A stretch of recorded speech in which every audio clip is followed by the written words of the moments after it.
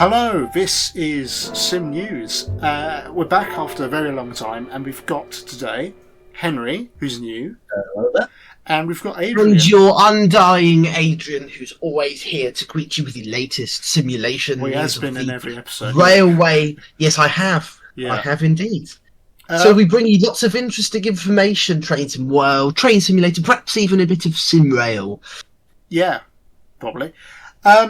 So we've got a bunch of topics, and most of them today are just Train Sim World, because that's where most of the news is, just how it is nowadays. Unfortunately. And I think, first of all, we should probably cover JustTrains, because they're contributing seemingly the most to Train Sim World at the moment, other than Dovetail, obviously. We had the West Coast Main Line overshap a little while ago, and that was a great route. It's pretty much as good as a Train Sim World route could be. And now we've got the Class 86 coming for it. And it's where the problems start to rise, because it's probably going to be a very good train for Train Sim World. But even though it comes with the Class 86, and it comes with the Mark 2s, the air-conditioned Mark 2s, and the Mark 1 buffet car, you still have the problem, which is that the 86 they chose is not one that was used on freight, and therefore isn't used on freight in the timetable, which seems like a big oversight.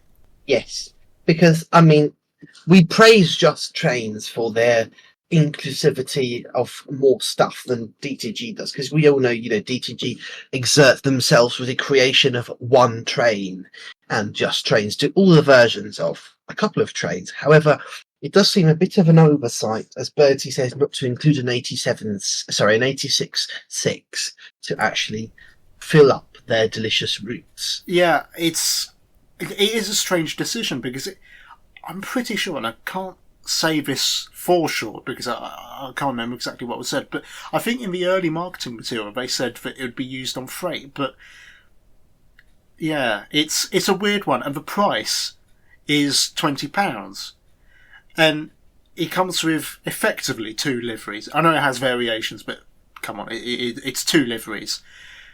And so does it have the engine room? Yeah. It's got the 2 liveries, and you've got the 2 liveries for the coaches as well. And the coaches are probably, well, they help to justify the pack a lot. But I still think that for £20, there are quite a few things that you could get that would be a better use of your money. Which is really, it's annoying. But if it was £15, I think I'd probably get it.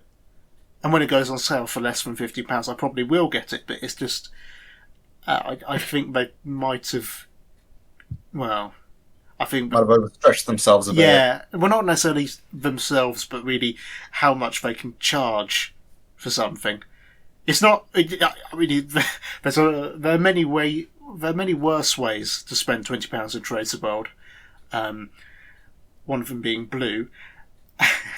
And we will talk about after. Yes, yeah, payments. Yeah, we'll get to him.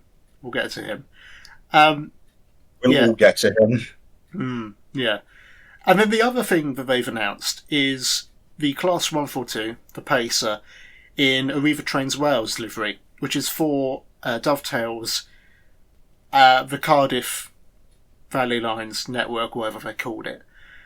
And it's a modern 142, which is good, because the original one is basically the older one, and therefore the doors mean that you can't really use it as a modern one, even with reskins. But now we've got both of them, so that's good. But I want to see what they charge for it, because on a small, drawing a parallel with the Train Sim World, Train Simulator, we've lately had the APHSTs, Valento and MTU, which compares as a relatively new stock pack. The HST, unlike the 86, is not a new model. It is just a rehash of the Kuji one with updated basically everything, and it looks really nice and so on. But when you pay, so we're going to take the Valenta one, because I think it's the one that people most enjoy and the one you can actually get most out of. Yeah, I think there's more of a market for it than the MTU one, but we'll get to it later on. Yeah. when you look at what you get, and also within the characteristics of the simulator, of course, in Train Simulator being that you can use everything anywhere properly in a proper, obviously user-created scenario, but still properly. Because yes, it is really cool that in TSW you've got the free roam mode with people being able to drive around and kind of inside a timetable, but it's not a timetable for that train. It's that train in a timetable, which is different. Which would be also quite nice if TS had for some other stuff. But when you spend your £30, which is a lot of money, on your HST, you're getting, according to this, it's 27 liveries plus variants, which have unlimited use. And then again, I'm sure the 86, which again is only the 86 too, because when you think of an AP stock pack, it's, for example, a 37. Yeah. So even if it is, even in the case of the 86 from AP, which is an enhancement pack, includes all the subclasses. Yeah. Even taking that into account, the physics, which I'm sure will be as good as they can be. Yeah. Will be as good as they can be because it's within what they can within a game engine, which of course means that they're limited to Train Sim World. So, the weird Train Sim World wheel slip physics and all that stuff is still going to be reigning over the 86, and the lighting and the bugs. And then if suddenly D2G make TSW 23, in 5 years, and that will break the 86 because they will, change how wheels work and stuff like that. The way I'd think about it is if you compare the Valento HST pack, you've got all of the liveries, as you say, but all of those liveries you can use, because pretty much every route that the Valento HST has ever run on is in Train Simulator in some form.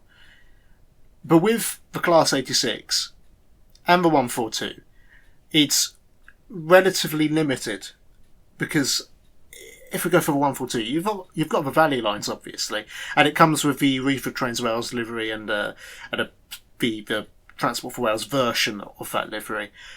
But even if you put in reskins, there aren't many other routes where you can use it, and that's a big problem. Because that's another thing, you can't even make your own fictional route, or to put it somewhere and do something with it. It's just very, very, very limited. I think the fact that Packfar reskins are so...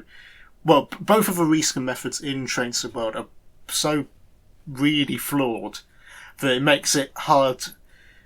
It makes it hard to use. I think if... Let's say that it was being done exactly the same way in Train Simulator, within a week, you'd have dozens of reskins on the ATS website or the Train Sim community site, which would put you into pretty much every livery you'd ever want. And even if it's technically inaccurate, it's still better than nothing. Or badly made. Well, yeah, but the pack file reskins, they're usually better, but then they have to replace a train entirely, which is, quite barbaric, I think. And the livery editor is horrendous. It's a horrible livery editor. It's the worst one, I think, in any game in the past 10 years, probably. There's no way to import files, which is a big issue, and you're limited on what you can reskin. And I think with that, it's just, so what? What's the point? And you can't even edit the numbering, which is a huge thing, and no child objects unless... Especially when the number doesn't disappear in custom liveries and it's like a massive tattoo on top of your livery. Or the other way around, where it doesn't appear when it should. And it's basically, someone's made loads of compromises to make children be able to paint their trains. And you do see it. This isn't, maybe not children, but it isn't perhaps the keys, and it's not, me trying to be insulted towards the TSW community, but you do go on the TSW Facebook social media. Yes, especially the Facebook group is horrendous. Which is particularly horrendous, as Bertie beautifully says. However, the you see that people post, and I'm not criticising them, but you see the post, these liveries, like, I have just completed my livery for, I don't know, the Class 465, and you look at them. The dripping paint liveries. Yes, I was referring to those. Spamming the Facebook group for a week or two with these horrible liveries. And if you're watching, the person who made it... We're sorry, but... Well, yeah, we're sorry. It's not a personal insult. We just keep it to yourself, mate. But I think that when it comes to things like this, if JT were using their talents on Train Simulator again, everything would be solved. Yeah, it would be better, because I think if we got the Train Sim World 87 in Train Simulator, we'd be really happy. And obviously there's a Just Trains one which is better, but we would indeed be very happy. Yeah. Also, just on a slight side from Henry, what's your opinion on the 86/2 by JustTrains for Train Simulator World? Honestly, I'm really looking forward to it. Do you think you'll buy it at full price? Ooh, it's very close, because I am a fan of like the 86s and 87s, but what did you say again? It was £20 for the whole pack? Yeah, 20. Yeah. I really do like the Mark 1 dining car or buffet car. The new coaches, it's really good to have them, but the big issue with that is that because Just Trains made them, you're not going to see them in other people's DLC. And so in loads and loads of future DLC, it'll just be the standard Mark 1 set without a buffet and no air-conditioned Mark 2s. And that rule is very rarely broken. I think for the Dovetail 150 is based on the Rivet one, but I can't think of any other instances of something like that happening. Yeah, I would also, sorry Henry, but there is also a very large problem with TSW, which I have said many times. If it is a supposed revolutionary train simulator with, all the advantages of a revolutionary train simulator, why aren't there people in the Mark III feeding other people, and why aren't there people doing things? It's meant to be Train Sim World, not Trains in Waste. That would make it much more immersive. It wouldn't fix the other problems of the game, but it would be good. Right. I've had my rant. I would also expect to get more than just the Dash 2. I feel like more variants of the 86 should have been in the pack. It's got more content there. Yeah. And I think that's going to be the nail in the coffin. Not a bad coffin. It's still going to be a good DLC, but one that you might want to wait for a bit of the sale to get. Anyway, next topic. The Frankfurt... JT... Also, well, I was just going to kick out of the way the last bit of JT news. They're making an Arriva Trains Wales 142 with different doors now. We already talked about it. Did we? Yeah. Yes. I went on a whole bloody rant about it. Well, not rant, but... Anyway, Frankfurt S-Bahn by Dovetail Games is a route... The nail in the coffin for Xbox One and PS4. Well... Because it's not releasing for them, is it? Well, yeah, no, it's not releasing at all for the PS4 and Xbox One, but... Yes! Well, there's it gets a bit more complicated, because on PC it's sounding to be quite a...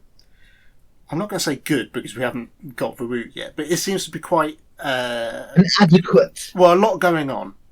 You won't feel like you're being ripped off. It's a proper route. It's a network route. You've got lots of things to do. It's... if it's something that you're interested in, you probably should get it. Not if you want to, but it's just it's probably the most complete route that they've done for a while. But it is the good bit. If you're on a PS5 or Xbox Series X, two still quite powerful consoles, you're getting a really minuscule timetable to the point where you should not buy it on those consoles. Because it's for the same price. Yeah, it's... Just don't get it. Even the PS5 It's a waste Pro... of money. The PS5 Pro... it's not officially supported by Trains of the World, but it's... even that, you're getting the same timetable. And it caused a lot of backlash, but I didn't see it. I didn't see anyone talk about it. That's probably because I'm not interested in the route at all, and so I haven't been looking on the threads. I'm not sure. I mean, Frankfurt S-Bahn. Yeah. I'm just looking it up now because I know nothing about it. Well, you've got all of the. I think it's 2 or 3 lines. No, what I was saying is, I mean, yeah. So it seems here like it is the 43, basically what's included, which is nice because it's one of these routes that if you've got everything that came before, it's a waste of money because you're only getting one train, which is remarkably similar to another one. Yeah. However, if you haven't got any other routes, it comes with 3 new trains, which is quite good. Yeah, it's almost the West Coast Main Line over Shap of the German routes, just not any good. It won't be as good as sorry. If TSG had made it, it would have been a much better route. But it would have also cost about £1 million, and would have taken 6 years to develop. I remember before we even started SimNews, we were talking about the Ludmilla they announced. It still hasn't come out. It will never come out. And nor has much more recently the what's it called? 420. The 420 is coming back. No, apart from that, I meant the ATS route. That's yes. That's a topic, isn't it? That's a topic that we could have, considering I partly developed it. Actually, I think we might as well move on to that. Just talk about it for a bit, because you've got a lot of people complaining about the route's length, and the fact that it's got only the 323 and other things like that. And as someone who was from, I wouldn't say the beginning, but I was in the early parts of the route's development. I think if people knew what had been going on with the route development of the route, they wouldn't have complained as much.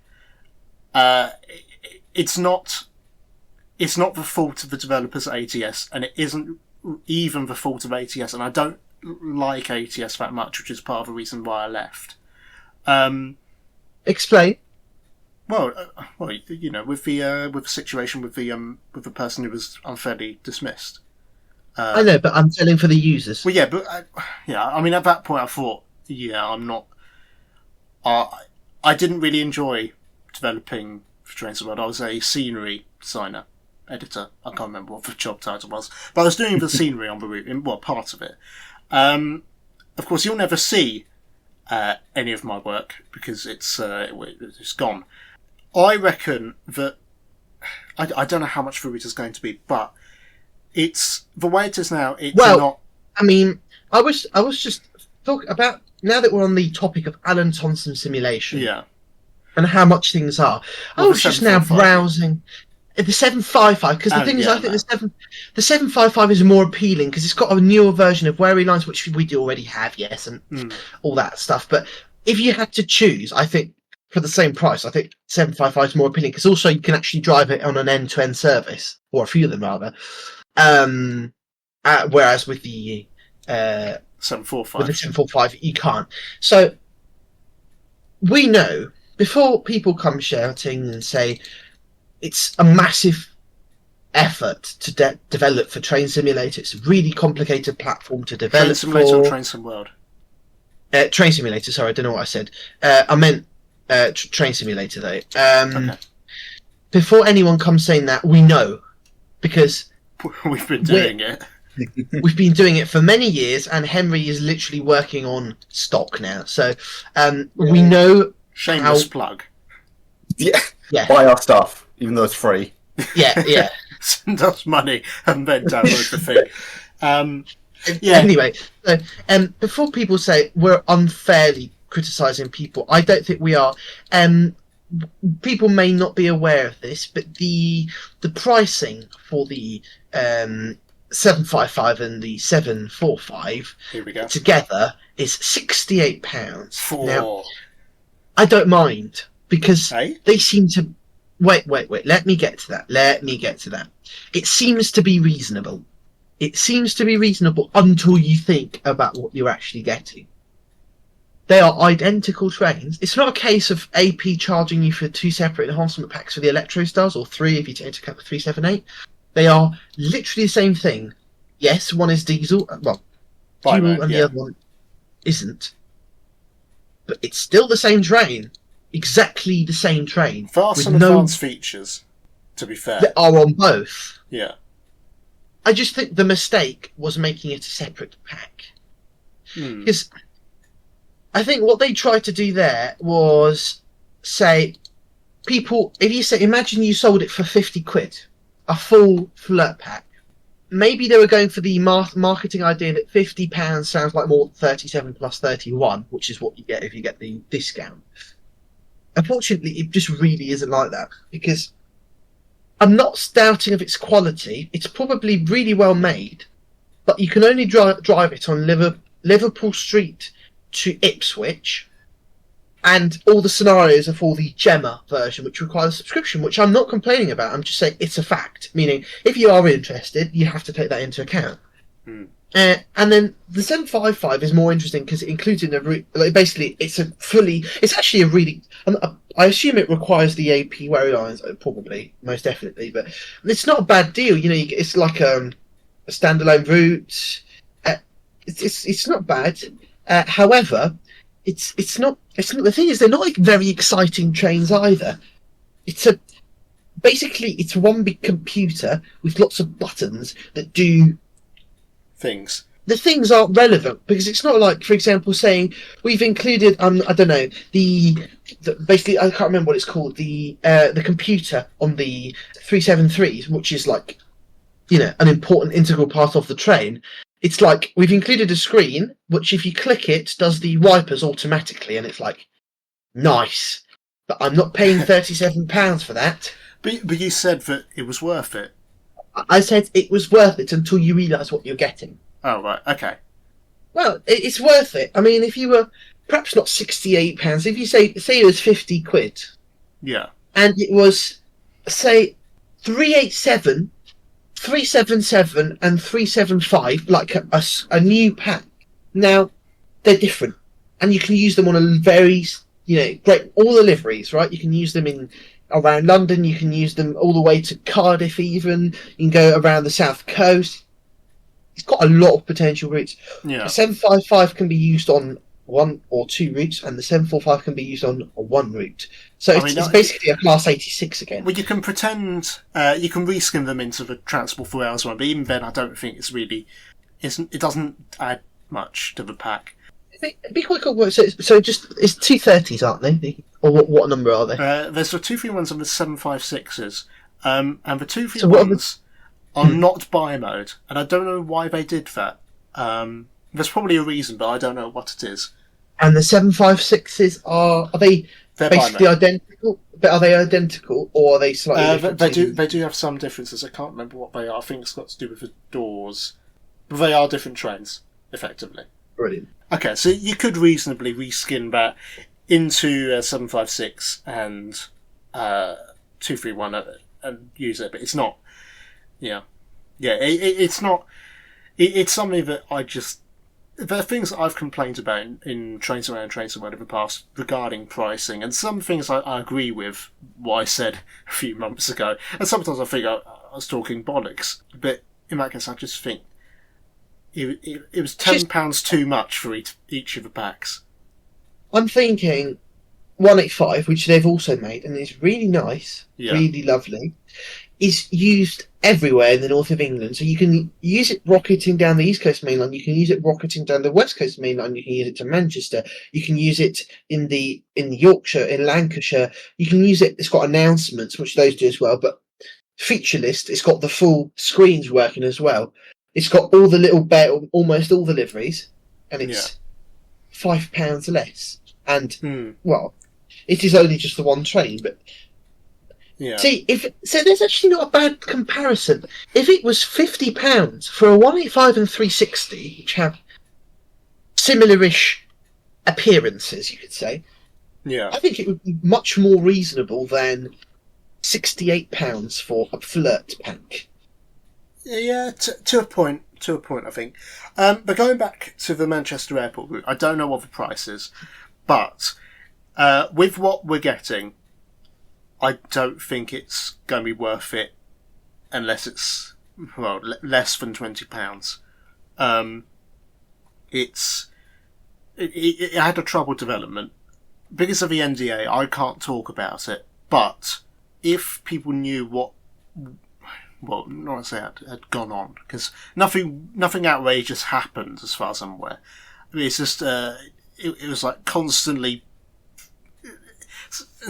pigeon shitting on the development of the route, and I think people wouldn't complain if they knew what it was like. But I think, would I do Trains and World development again? No. I don't enjoy it. I don't really enjoy doing route development anyway, because especially as a job, because then I have to focus on one thing for too long, and I like jumping between projects. So even though I'm quite good at concentrating, I do get bored. Yeah, because you enjoy the benefits, not as in the result, not the. Henry, what's your opinion on Alan Thomson, flirts, money, the economy? Well, if we're talking about the economy, I have some smashing ideas. No, let's not hear them. There's no one's interested other than me. When it comes to flirts, let me quickly go to Alan Thomson. Look at what a flirt is. And let me actually look up what it is. Yeah, £38. That's very expensive, except if they've done something revolutionary with the simulation. There are lots of really good features in it, but I still don't think it justifies the price. Yeah, £38 is way too much for a single train. Don't feel like, no matter how good the train is, I really don't feel like I could recommend it. I think there is a hard limit really for how much. And also, I think the interest that the train is in itself and what it includes, because if you think that flirt is only in 2 liveries, if they were to charge you the same amount for, say, a 4VEP, think of the amount of variation a 4VEP has had throughout its working life and the interest that has. And the fact that they're too modern, if really. Anything, yeah, basically, that's a problem. And then they're not really that usable, because the thing is, TS does really well with completing routes until, say, the early 2020s, which is when you started getting things like the Aventras and stuff, which we don't have. Not because we can't, but just because people haven't made them yet. Yeah. So you're making a train for a route that then would also require 345, isn't it? Aren't those the Greater Anglia ones? No, the 345s are the Crossrail ones. I mean, it's the 720s. That's what I was thinking.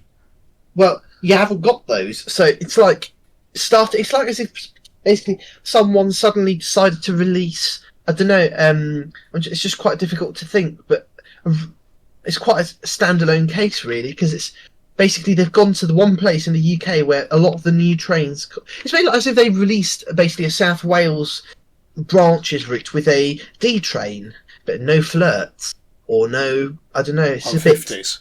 Yeah, but we have those. It's just a bit of a weird thing to do, because even in Scotland, we haven't got any 334s, but you've got 318s, you've got everything else, but you haven't got anything really of the Anglian region. So because I think, right, I mean, I'm not saying you can't make new trains, but I think in TS right now it makes, if you're going to make a single train, I think it makes much more sense to make an enhancement pack that focuses on the early 2000s, because think of the amount of use that you get for your £30 that you get the Valenta HST. Think of the amount of place. Yeah, I mean, we were talking about it earlier, obviously, but it's like how much content do you get compared to other packs that cost the same or roughly the same, and that leads me on to the Expert BR101 in Trains and World, because that is undoubtedly the most advanced trade in Trains and World that there's ever been, and probably will be for a long time. But you've got your slightly dodgy textures and no weathering. Really? I didn't know. Well, I think the weathering is probably the bigger issue, but it doesn't have a wow factor, and it's got only the 2 liveries, And it's got the coaches and you've got the cab car, but it's still not really right. You know, it just doesn't. It doesn't work for the price. I said to Mr. Makecolt himself, yeah, if it was £20, I would have bought it. And we had an argument, and he acted completely stupidly, completely misinterpreting what I was saying, and obviously that was the time where he had a tantrum on the forums and left for a few years. So I think I was talking to someone who's better at developing than communicating. It's just We hope. yeah. I think £30 is just too much. And if you were going to spend £30 on a train simulator thing, well, why would you ever go for the Expert 101 over, well, some virtual railroads packs, most of which were made by him anyway, or the Valento HST, or some other thing that you could get. I mean, even his own Mittenwald barn, for only £2 or £3 more, is a much better purchase. The amount of content you get for £30 compared to £32 is incredible. Never get the Expert 101 when it's not on sale, because it's not worth it, at least in my opinion. Especially if you already have the old one. Well, yeah. I mean, at that point, it's just a duplicate pack. And they're still using the old one for new layers. And I don't know why they're doing that. Because it just seems like a really weird option to... And there's so many things in Trains of the World that have a little bit of promise, or quite a lot of it, but aren't fully... Well, that potential's never reached. And talking of missed opportunities, Cargo Line for Trains in the World, all of the packs, by Skyhook Games. So it started off with the TEAK wagon pack, and I made a thread on the Dovetail forums when it was first announced, and I called it completely pointless and stupid. And I said something along the lines of, why are they releasing reskins of a wagon we already have? Now, unbeknownst to me, and Matt Pedalston himself told me I was wrong, it's not the same as the TEA wagon that was already in Trains of the World. It's a different one. It's the TEAK, an entirely different wagon to a point. It had to be remodelled from scratch. So, other than the point, of course, that is a round cylinder without. Well, yeah, but it's a new wagon, effectively. And so you've got that. You've got, in fact, it's a new wagon, and it's a modern wagon. And it comes with a Class 66, because of course it does. But the problem with that is that because they included a new locomotive, well, not a new locomotive, but a locomotive, and some scenarios, and some timetable services, they thought they could charge, £15 or however much it was, which was way too much for what is a wagon pack with bonus things. And they made the same mistake. They're not that nice. Well, they made the same mistake with the... I can't remember which one it was, the hoppers. If you're going to do wagon packs, just do a wagon pack. Dovetail did it with the HKAs in the National Power livery. And that pack's a bit weird. They released it a little while ago. Just the HKAs in the National Power livery, that's it. And obviously there's no variable weathering, and there's not much reason to buy it, because there's no variation. But something that... I literally hadn't seen that being released. I didn't know of it. But no, seriously, if it was just Skyhook releasing wagons with multiple variations, I would have no issue with it at all. And it would actually, I think, add ultimately to Trains and World as a whole. Indeed. But by trying to make it into a loco pack, or game pack as they called it, well, they ruined it. That is basically just a conception issue though, because the point of a wagon is they try to make it into like a self-contained gameplay pack, which it isn't, because it can't exactly.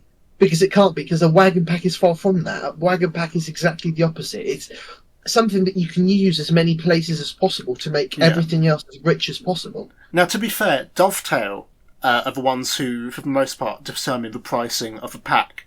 And there are lots of other things when it comes to third-party developers in Trains of the World that dictate what they can do. Again, we're going into the NDA territory, so I'm going to be careful. But effectively, they decide what the third parties make. Not necessarily in the case of they tell them what to do, but if a third party comes to them and says, we'd like to do let's say London to Peterborough, Dovetail will do their own research and just looking at it to see if it's feasible and, crucially, if it would make money. And if they don't think there's a market for something, they won't greenlight it unless it's low risk. So if I suggested some really obscure route, they would just say no. That is how it is. Because there's no point in them releasing it, because they have specific slots, times of the year, when they can release DLC. For example, the stupidest route you could suggest could be, for example, from Ramsgate to... I always forget the name of the junction. Okay, for example, what's the name of the junction again? North or south? I presume you mean Minster. Minster, yeah, Minster. So Ramsgate to Minster would be your perhaps ultimate worst suggestion. Their ultimate worst suggestion would be, for example, Edinburgh, Waverley to Edinburgh Haymarket. Like, oh my god, the immersion! How very good. But let's charge £40. Sorry, but the reason why I mentioned basically Dovetail's policy is that, for all I know, Skyhook, who had a bit of a redemption arc in the past few years after they ruined the mid-main line and then fixed it up to make it one of the best Trains of the World routes to a point. They may well have wanted to make it just a wagon pack, but Dovetail may have told them, no, basically, we're not going to do it. They'll do it themselves, but they won't let someone else do it. And so with the latest pack, we've got intermodal wagons, and there's not really much new with it. It's a new intermodal wagon and some new containers. Wow, whoop-de-doo. So what? At the moment, with the 3 packs they've released, even if they were wagon packs on their own, I don't think they'd be that interesting. Although, for the right price, I probably would want to pick them up anyway. But the last one, the next one, number 4, is a bit more interesting. It's the nuclear pack.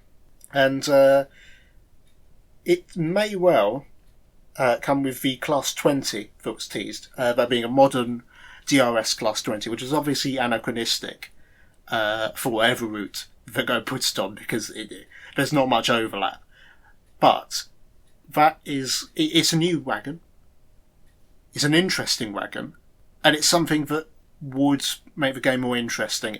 It's effectively the equivalent of the RHTT pack that Dovetail released, where that is a new wagon that was unlike anything that was released before and could be used on lots of routes. And obviously there's the catchment area for an F&A wagon is nowhere near as big as the RHTT stock. But I think people are going to find a lot more use with a nuclear flask wagon than with the other 3 wagons they released. I wonder if they'll go for an educational approach and say, please do not open the lid on this wagon. Yeah, I mean, it'll be like the Thomas the Tank Engine tutorials. I'd like to see them do something like that. Not that they will. What? Chernobyl? Well, no. Just try to be educational about the dangers of nuclear waste. I think, well, yeah, don't do it though. Just shut it up. Anyway, okay, moving on. Different topic. Because City Transport Simulator has been, I wrote it as dumped by Dovetail. That isn't actually what happened, presumably. Because there are 2 entities that can't date each other, so it's difficult. Basically, Dovetail have stepped away from View App, or the other way around, and now City Transport Simulator, that bloody game, won't be published by Dovetail anymore. And apparently View App are still going to work on updates, but just to be clear, their past games, the 2 past games they did, well, for 3 technically, that being the 2 tram sims and the console port, they were abandonware. And that was a big fear with CTS, that it would become effectively abandonware after a while. Well, it will do, rather. Well, yeah, but it is worrying, because I don't know what they're going to do next. But the game itself had a pretty poor reception, because you've got your fictional city, and I don't mind fictional cities at all in games. We're a fan of... Yeah. The bus simulator games, I think, the fictional cities they've got are quite crummy, but I like them. I like the fake San Francisco they've got in the latest bus simulator. I think that they can have have charm, fictional cities, but a lot of people didn't like them, and that's fair. That's up to them. It killed the game, basically. Having a real life city to have a tram network in is a lot more enticing for most players. And I don't know why they didn't try, at least, to bring over the Munich and Vienna maps. Because even if it was those two plus the new city, well then they've still got Didn't we play it together? Yeah, the console version, of not CTS. Tram. Yes, Tram Sim. There we are. Bloody hell. We did play it, and it's okay, I guess. It wasn't very advanced, because they just forgot that they released the game. And apart from that, it's not very. I mean, the thing is, driving trams isn't as interesting as driving trains in the sense that it's a slow-moving vehicle that doesn't go very fast and doesn't go very interesting places. However, the interest in driving a tram is what goes on around the tram, the cars, the buses, the people. And if you're not actually going to do that properly, then there's no point in doing a tram simulator. Because even Frankfurt S-Bahn from Train Simulator does it better than that game does, and its Train Simulator is not the tram simulator, funnily enough. But I think that, obviously, there's a fictional city issue, but the naming, City Transport Simulator Tram, why did they call it that? Now, I theorised that at some point they might want to add buses or other city vehicles to it. And even if it was a fictional city, if they had trams, buses, service vehicles, just loads of shit, and had effectively maybe an underground as well or something, yeah, effectively a city sandbox, even if it was a fictional city, that would be a really compelling product. And I'm shocked that they didn't think of it. It was probably too hard. Well, yeah, maybe. TTG's reasoning usually goes down that path. So, also, why did they give it a 4-syllable name? What? What was the name again? It was like City Transport Simulator Tram, which is a lot more than four syllables, Henry. 7. Is it? Hang on. City no, 8. Transport Simulator. Yeah, it's 8. Yeah. I can count. Thank you very much, Head of Communications. The Loco Studios. Thank you for your advanced in mathematics science. All right, shut up. I think they've blown it again, basically. The View app, they're never going to release another update for CTS. I don't think they will. Good. And we wait yet again for a good tram simulator. We've got a decent bus simulator. Well, yeah. Isn't a perfect tram simulator. Why can TSW do it? I don't need to answer that question. Well, I wish I had today. Yeah. What annoys me is I don't want to hate on TSW because it could be nice, but it isn't. Well, there's so much promise, but as I said before, a lot of it just never happened, or never happened the way it should have. And then, of course, there's SimRail, which we have. I think Henry should talk about SimRail a bit because we've been doing a lot of SimRail as of late, and Henry enjoys it. Yeah. Yeah. So what I really like about SimRail is that it's kind of delivering on the promise of Train Sim World, where in Train Sim World you can drive trains, you can walk around and be a passenger on trains, or do be the guard, be the guard. And with SimRail, I like it because not only can you drive the trains, but you can also become a signaller and actually change the points, set signals, set routes, and it adds a very new layer and a new dynamic to how you play the game. Well, I think it has multiplayer. Well, yeah, the multiplayer. The signaling is part of the multiplayer, and there's no single player signaling. It's all multiplayer. But what's good about it is that, as you say, it does change the dynamic because there is a chance that either the train that you're setting the signals for or the signal box that you're going past is controlled by a real player. And so they can make mistakes. And you can talk to them and you can shout at them. And I mean, there's one time That does happen in the Polish servers. well, yeah, but they do have a go at each other because it's and also it plays into the actual methodology of Polish railways, because in the UK currently use GSMR, which is an end-to-end communication system where only the signaller and the specific driver can hear what's actually going on. Whereas with Poland, with the Polish just FM radio system, it's like a walkie-talkie. Everyone can hear what's being transmitted. So it adds to that. I think it. I mean, obviously you've got that. You've got the communication, and it does add a bit of unpredictability, because in the case that a signaller, such as myself, makes a mistake, which is quite common. Biggest Bertie is just not very good. Yeah, you've got. I mean, there have been times where I've basically messaged in the public chat the person who's been held up, and I say, wait a moment. They'll say, yeah, you're all right. And there have been times where I've had to path trains past each other because one's delayed, and it's very interesting. And it's not the most realistic signalling simulation. SimSig is really good for doing signalling. Depends what. Yes, in the UK.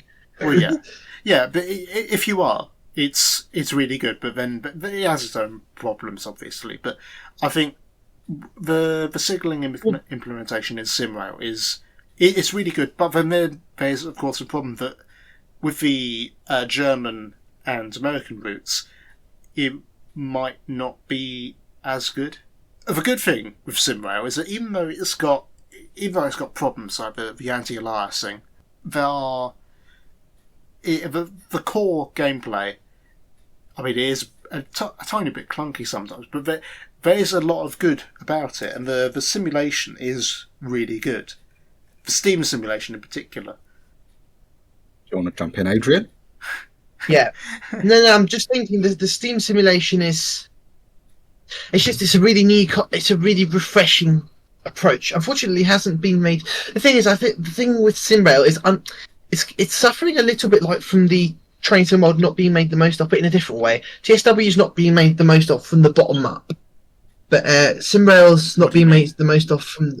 So in the sense that TSW is not being made the most of, taking into account how versatile it could be, but SimRail's not being made the most of from the top down, in the sense that, for example, it'd be really nice to have a passenger mode or have more functionality within the signalling, like, for example, shunting routes. Better anti-aliasing options. So, same with Trains and World. Mod development.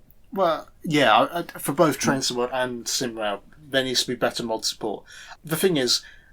what I was going to say is that with Steam, we think, Train Simulator, it's really thought from obviously from a single player perspective. So you're driving and firing, unless it's got automatic firing. But with SimRail, it approaches it in a much more realistic way. So you basically, instead of saying like you would in Train Simulator, which I don't complain about because it's not a bad system, but instead of saying, also I would never say anything against my beloved Train Simulator, but anyway, instead of saying I'll put in 5 shovels of coal, you say much more like what you want in real life. So you say to the, you hover over with your cursor, you hover over the actual gauge glass or the firebox, and you tell the fireman what you want. So you tell him if you want, for example, low water, high water, depending on what you're aiming to do with the locomotive in the long run, which is how a real steam locomotive crew operates. And that basically means that you've got control over what it's doing, unlike in Trains and World Spirit of Steam, which is just ridiculous. Yeah. Well, actually, I think at this point I'll probably put a video of what we did in Trains and World with the ATF, because it's incredible. Just for reference, it can overtake a TGV duplex, but which is just still insane to say. But it just needs to basically have more implementation in SimRail. But other than that, and then a passenger mode, and SimRail would, oh my god. Well, I think I'm really looking forward to a UK DLC, and at that point, if that's good, well, that's just it really. Because as soon as we get an editor and a good UK route, well, why bother with Trains and World? Yeah. Because and even like slightly to a point, Train Simulator, because just because of the age of Train Simulator, it's just limited by its age and well, how it does need a replacement at some point, but no one's made one. And SimRail is a much better bet for Train Simulator because Train Simulator has been, well, it was announced in 2014 and released in 2017. And actually, I've got a graphic that I made earlier, which I can put on the screen, which shows all of the major updates. And I think in general, there's a lot. It hasn't evolved enough. Throughout its life, it hasn't evolved. Yes. Well, no, but it has evolved. It has had changes. But there's the good ones. They set no, but they are good ones, like the clouds and all the extra game modes and stuff. But it's like where Tracer World wasn't a complete game when it was released, whereas Rail Simulator was. And then with the standards that they set with CSX Heavy Haul, a lot of them they never really tried even to match them again. And so we've got a game that Dovetail don't really know what to do with.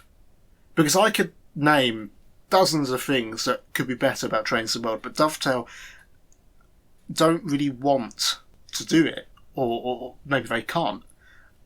And obviously multiplayer is one of them. And we were talking about it on the forums, on the Dovetail forums.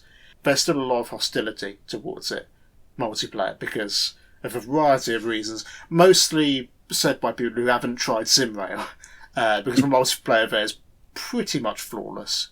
It's still got problems, but it works as intended. Yeah, mainly like a bit of desync between the between trains and like signalers. I find there's a little bit of a desync by maybe a couple of seconds there. Well, yeah, maybe, but it's a working multiplayer, and none of the problems that the people on the forums predicted and in the Trace World community predicted, none of those issues actually affect SimRail's multiplayer. And SimRail's multiplayer is pretty much the only multiplayer of its type that's working, because Train Simulator has had prototypes of multiplayer. Train Simulator has had prototypes, but they've never... We're going to release supposedly in TSW2 days. Well, yeah, but they never amounted to anything. And so, the editor is a big problem with SimRail, because we know it exists, and I think they might have downgraded it to just a scenario editor, which is better than nothing, but really they absolutely need to get full mod support. And Dovetail, they've got their editor, which they released in, years later than it should have come out. It should have been a day one thing, but they released it only when the unofficial editor was starting to gain some traction, which is peculiar. Well, can you not compile stuff in the TSW editor? I think you can now. You can. Yeah, it's still not a great editor though, because even though it's effectively the developer tools, you don't have any of the documentation that the developer tools have. And I've seen the official documentation. It's a lot. There's a lot of stuff to teach, basically, Train Simulator route developers on both on how to use Unreal and Dovetail's implementations of that's a nice way of putting it. Yeah, in Unreal, a lot of them are quite weird. Yeah, it's not user friendly enough. It's learnable. You can do it, but until we get proper documentation and until it becomes common knowledge, we're not going to get many good things out of the editor. Because with a Train Simulator editor, yes, it is quite complicated, but there's about 17 years worth of forum posts and other shit and video tutorials that you can use to learn how to use it. Whereas there's absolutely bugger all for Train Sim World. So really, SimRail needs to do well, and they need to get on with adding things to it. The thing with SimRail though is that it's also funny, I find, because it's made by a team of people in their free time. Dovetail are, full game studios, as in full-time game studios, supposedly. But then they do what they do. Yeah. Well, the thing with Dovetail is, I reckon that the corporate structure. Obviously, you've got the CEO and you've got Mr. Pedalston, who's the executive producer. But when it comes to the front line of developing for TSW, I'm pretty sure that like 90% of them are just focused on developing DLC, and that's why. There is also a huge problem, which is that a lot of them are not good. Basically, people scripters and stuff that are still in there, but still learning.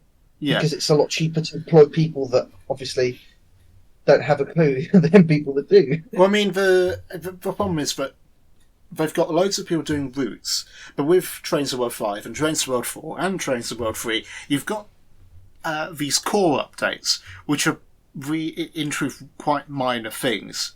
Whereas with Trains of the World, we've got a lot more going on. If you look at the graphic that I put on the screen earlier, if I remember to do that, a lot of the changes they had to put in themselves because it's not a tick box in Unreal. I don't know that it isn't as simple as just ticking a box, but they're not the core features that Dovetail market them to be, because they don't have the people working on the core that they probably should have, at least from what I've seen and heard. And so what they should do is have a team working on the core, but they don't, because that doesn't make money. And so they've effectively got themselves into a vicious circle where they can't invest in core upgrades because it doesn't make money, but then the routes are held back by the lack of the core updates. So, and the modding community can't help them because it's all locked down, and Dovetail, as a company, just don't really care about modding. Train Simulator, obviously, there's a huge modding community. Matt Pedalston said something a few years ago, which forever will be ingrained in my mind. And that is that he said on a stream, someone asked him, Matt Pedalston, what do you think of Armstrong Powerhouse? And this was when they properly started working with them for TSW, or at least using them to source sounds. And he said, "Oh, well, this was on one of his Matt Plays TV streams," and he would say, "Oh, well, we started working with them to source sounds, which of course then they mix and ruin. But anyway, for TSW, but he was saying." And people asked him, and what about Train Simulator? And he says, I only play the Train Simulator version that's available on Steam because it's the one I like. Thinking, rubbish. And then he says, but I have bought my son every single one of the DLC because they're very nice. Well, thinking, see, that's a point, because Dovetail, they've done it before with Flight Sim World. They see, from what I've seen over the years, they don't like the modding community. They'll tolerate them, really? But they'll never implement proper features, to make the lives of modders easier, because they see it as they're abstracting money from Dovetail, effectively, in their eyes. Which is, as you said, in their eyes, because in reality it's... Well, yeah, they want every third-party developer for to go by them. Train Simulator, Train Sim World, Flight Sim World. They want all of them to go through Dovetail, because then they're in control of what gets released, they're in control of the pricing, and they get a commission on it. But with Train Simulator, the user agreement was... it's basically Kuju who decided it. And everything, all of the modding stuff, was already in place when Dovetail took over Rail Simulator development. And there are rumours... They wanted to get rid of it, yeah. Well, there are rumours that they weren't happy about the licence agreement, but they didn't change it for obvious reasons. But had Dovetail made Train Simulator from the start, there probably wouldn't have been a public editor, or if there was, you wouldn't have been able to sell it. And the content that you make in the Train Sim World editor cannot be sold. Which basically rules out, I mean... Well, that's killed it. That is the end. Yeah, because basically, I mean, I'm not saying there isn't good freeware stuff, because I mean there are many good freeware add-ons out there, but I've always said freeware builds on payware, in the sense that, absolutely. I mean, you look at the Spanish community. The problem it has is there's no payware base routes, which means that there's nothing to base yourself on. So everyone makes their own assets, and it's all a bit of a disaster. You go to the UK community, there isn't really that much freeware, but still, the payware. But yeah, the payware with that, you've got so many third-party payware products that effectively complete the game. You've got the entire Caledonia Works Library, Amsterdam Powerhouse, Alan Thompson Sim. Regarding, sorry, just a quick mention with Caledonia Works. I am shocked at the amount of trains they make. I don't know how they do it. I mean, the textures, in a way, they seem to be getting slightly worse. Not in simulation, but in the textures, I think. They're getting a bit weird. Think so. Well, they just don't seem as good as they used to be, but maybe it's just me. Maybe I should have another look. I mean, the simulation's got much better. The physics still aren't up to Boston Games level, but it's a mixed bag. Yeah. But I mean, they it's true that sometimes they have a small break, but I mean, there's been times where they've done 3 completely different locomotives in a month. Yeah. I mean, it is insane. It is crazy. I will say it is a little easier doing a steam locomotive than a diesel locomotive, not in the modelling sense, but in the, the sounds, the implementation is much more basic because there isn't as much going on. So you couldn't do that with modern diesel or electric traction just because it's impossible. I think we should probably talk about, now that we're in implementation and textures, Bertie, you wanted to mention something about AP and the AI upscaling. Yeah. So this is, well, I wouldn't say a non-issue, but it's just a footnote. I mean, that happens. Yeah. So with the AP F&A wagon, the nuclear blast wagons. Yes, which is the JustTrains one that's been given AP sounds and given a texture update. But that texture update was almost entirely AI upscale textures, and they look horrible in a lot of places because it originally had terrible textures. So it's basically upscaled bad textures, which is never a good way to start. And so, I mean, the weird bits that go all over the place, and it's still quite blurry in a way.